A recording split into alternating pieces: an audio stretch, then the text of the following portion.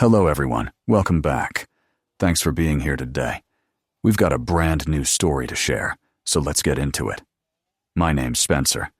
When someone loved starts treating public disrespect like it's harmless fun, especially when others are watching, self-respect means walking away. There was a time I was engaged to the woman I fully expected to spend my life with, but somewhere along the line, she picked up a habit of mocking me in front of people, and it became too loud to ignore. Every time I brought it up, she brushed it aside with, "It's just a joke, Spencer. Don't be so serious." It kept repeating. So I made a decision she never saw coming. For 3 years, Riley and I dated. It wasn't a fairy tale, but whose is? We had plenty of good memories and easy laughter, and we also had arguments and misunderstandings that I chalked up to normal growing pains. Love, I believed, was working through rough patches rather than running at the first sign of friction. So each time we clashed, I told myself it was just another page in learning one another better. One Sunday, we were at my parents' place for a barbecue. My dad tossed out a half-joking line about wanting a grandkid before his knees gave out. Everyone laughed, me included. But later, that comment stayed with me longer than it should have. It pushed me to really look at where Riley and I were headed, to ask questions I'd been avoiding about our future, about what kind of partner she was in practice, and about whether the love I was defending was healthy or just comfortable. Riley could light up any room, loud, witty, irresistible. People were drawn to her, and for a while it made me proud to stand beside her until the moment the jokes pointed at me. She wielded humor like a blade wrapped in charm. At first it felt minor. She'd call my button-ups dad shirts, or crack that I'd never win a fashion contest unless the judges were at a PDA meeting. Sometimes she needled my job. "Spencer's not trying to get rich. He's aiming to retire quietly in a recliner." If it happened in private, I let it slide. But more often it played out in front of her friends, or mine, or at family get-togethers. Early on, I laughed along and told myself she was just being playful. I didn't want to be the guy who couldn't take a joke. Over time, the laughter began to sting. Outside, I smiled. Inside, I was shrinking. She made it seem so casual that teasing me was part of our couple's bit. I'm not the loudest voice in any crowd. I never have been. I'm the one-on-one conversation type, the movie night-in guy over the packed club one. Riley lived for a crowded room. For a while, she nudged me toward more social ease, and I appreciated that. But there's a line between encouragement and putting a spotlight on someone's soft spots for laughs. At some point, going out stopped being enjoyable and started being endurance. I never knew which version of funny would show up, or when I'd be turned into the punchline. One Thursday, I decided to bring it up. She came over after work. We didn't live together yet, and we were half watching a movie, half scrolling our phones.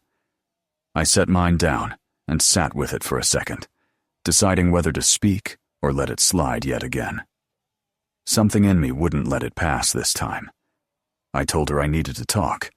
I started by saying I knew she didn't mean harm, but some of the jokes and the way she framed stories about me in front of people didn't sit right. I gave specifics so it wouldn't sound like I was exaggerating. I said I wasn't angry, just tired of smiling through discomfort, tired of pretending it didn't sting to be a punchline when others used her words to get a laugh at my expense. I told her I didn't want her to stop being herself, just that I needed to know her light didn't have to come at my expense. I wasn't asking her to be serious all the time, only to stop making me the joke, especially in public around people who didn't know the full story. At first, she laughed it off, not realizing I was dead serious. "Oh, come on, babe. I'm just messing around. Everybody knows it's all love." I held eye contact and didn't budge. "This isn't about love," I said. "It's about respect. Things said in jest can stick to a person's skin long after the laughter fades." She paused, then her face turned thoughtful. She said she hadn't realized it hurt me like that. She apologized and told me she'd stop. We ended with a hug and a quiet kiss on the forehead. It wasn't magical, but it was honest. For the first time in a while, I felt heard. The next 2 months, she kept her word. She was still herself, outgoing, funny, bright. But the comic relief at my expense part was gone. She found other ways to keep energy up without putting me under the spotlight. I noticed. I appreciated it. It made me believe we had real legs. I started picturing a future again, and for once it didn't feel naive. 2 months after that talk, I proposed over a small dinner with a handful of close friends. Quiet, simple, intentional, the way that fits me. When the moment came, I told her that despite everything, I still wanted to build a life with her, that I still believed in us. She cried and said yes. Our friends clapped, and just like that, wedding planning began. Riley dove in with a focus I hadn't seen from her in a while. I'm not wired for high-octane event planning, but I showed up, and we made decisions together. For 3 or 4 weeks, things worked. No fights, no digs. That stretch mutual respect, real collaboration, felt like one of the brightest points in our relationship. A clean slate, like we'd learned, and were choosing each other again, with more intention. A mutual friend invited us to a housewarming small group. Drinks, snacks, soft music. The host and his wife had just moved into a new place not far from me, eager to show it off. Riley had gotten particularly close to the wife over the past year, so when the invite came, she was excited. I went because that's what you do when you're engaged. You show up, even if small talk and big laughter aren't your favorites. I was just happy to be out with her, expecting a low-key night. The first hour was easy. We mingled, caught up with familiar faces, had a couple of drinks. After 2, Riley was in her element, floating from group to group. That was normal and didn't bother me. Eventually, she joined the circle I was in out back. I felt her hand on my back. The conversation shifted to food allergies, and she slipped in like she owned the thread. Then she started a story. "Oh, you haven't heard about our first trip together? Total disaster. Poor Spencer couldn't handle the food." I smiled, assuming she'd land on the sweet part. How we ended up staying in the hotel, ordering room service, watching movies, resting. It's actually a memory I like. That's not the version she told. She said I got food poisoning from a street vendor taco and ended up, in her words, crying on the bathroom floor like a toddler. My smile froze. She mimicked me, adding lines I never said. "Riley, please rub my back, it hurts," drawing out vowels for effect. People laughed. I tried to laugh too. I didn't want to be uptight. But she kept going. She layered in more drama, fake tears, big gestures, saying how she had to play nursemaid to a grown man who couldn't handle spicy food. The worst part, she never looked at me. She was busy riding the laughter, not noticing mine. I felt myself shrink in place. Then she threw the line that broke something in me. That's when I realized I might be marrying a man who can't handle spicy food, responsibility, or himself. Pray for me, y'all. The group laughed louder. I didn't feel embarrassed anymore. I felt betrayed. I wasn't just the punchline. I was the target she kept expanding to humiliate me, and she loved the reaction. When the laughter faded and the topic shifted, I quietly asked if we could talk. We stepped into the hallway, and I told her it hurt, that she'd twisted something personal and already miserable into something cruel. I said I felt humiliated. She rolled her eyes before I could finish. "Spencer, seriously, it was just a story. Don't be so sensitive. It's a party. Ease up for once and stop killing the mood."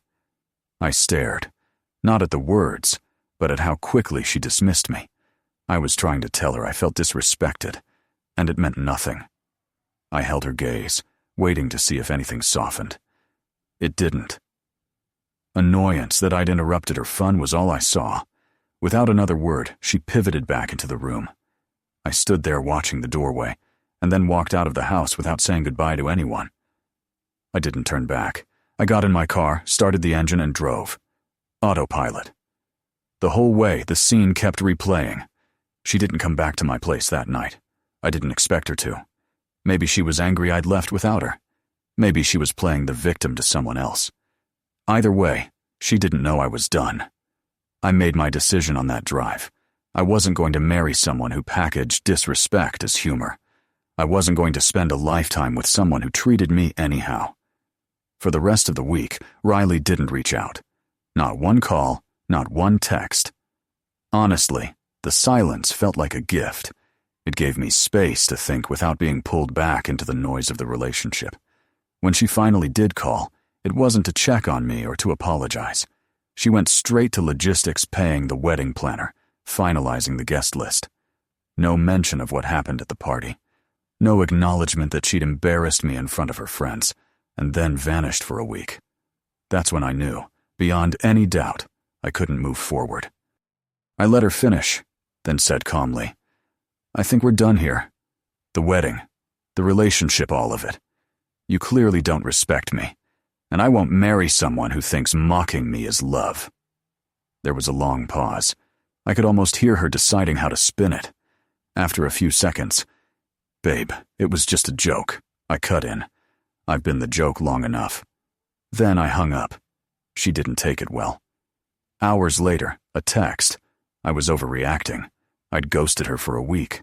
She hadn't ended things, so why was I making it a big deal now? I didn't reply. Another message came, more defensive. I knew who she was when I proposed, and I couldn't expect her to change overnight. That's when I sent my only response. "Please return the ring." After that, I got to work. I called my family to say the wedding was off. I canceled the venue and swallowed the non-refundable deposit. I called the photographer, the caterer, the travel agent who'd booked the honeymoon. Every call hurt. Every call was necessary. For a long time, I thought being chill was strength, the guy who doesn't overreact, who laughs along when he's the butt of the joke. I told myself it was no big deal. I convinced myself that real relationships require patience, that letting little things slide was part of the package. Now I can see how that mindset shaved bits off me. Each little joke was a small cut. Over time, the cut started to bleed. I gave 3 years to that relationship. It's not easy to walk away from that. It wasn't a decision I made lightly. But sitting at that party, listening to Riley turn my vulnerability into performance, it became crystal clear. If I let this slide, I'd be setting the tone for the rest of my life, telling her it was okay to belittle me as long as it got a laugh.